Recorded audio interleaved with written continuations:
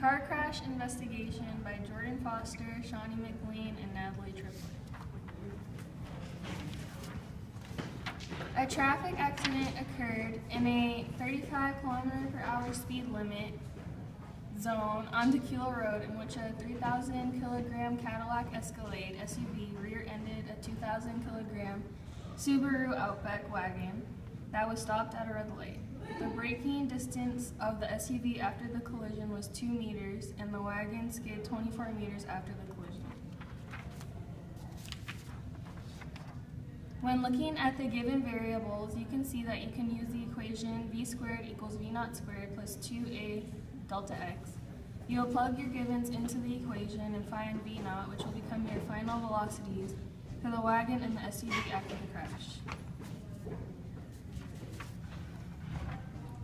We found the momentum of each vehicle before and after the collision in order to solve for the speed of the SUV before the accident.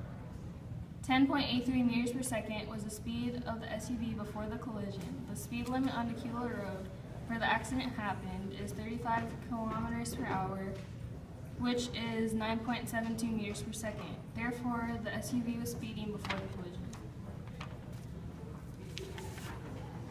To find if the collision is elastic or inelastic, you need to find the kinetic energies before and after the collision. Once you know the total kinetic energy, you can use the percent difference equation, which is largest minus smallest divided by smallest times 100.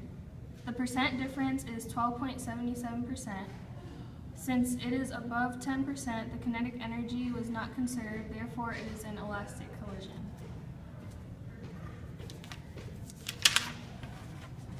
For the SUV's work energy diagram before the collision, it has full kinetic energy and no potential, since it's in motion.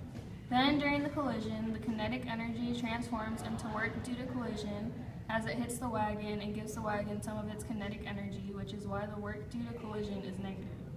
After the collision, the SUV has less kinetic energy than before the collision. Also, during braking, the SUV transforms its kinetic energy into work due to braking, giving it to the wagon, which leaves the SUV with no potential or kinetic energy after braking, since it is no longer in motion. For the wagon's work energy diagram before the collision, it is at rest, giving it no potential or kinetic energy.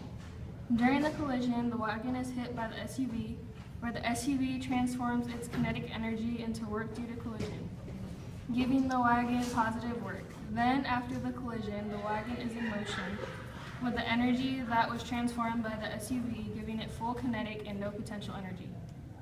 Also, during braking, the wagon transforms its kinetic energy into work due to braking, slowing itself down with negative work due to braking. Lastly, after braking, the wagon is no longer in motion, giving it no potential and no kinetic energy.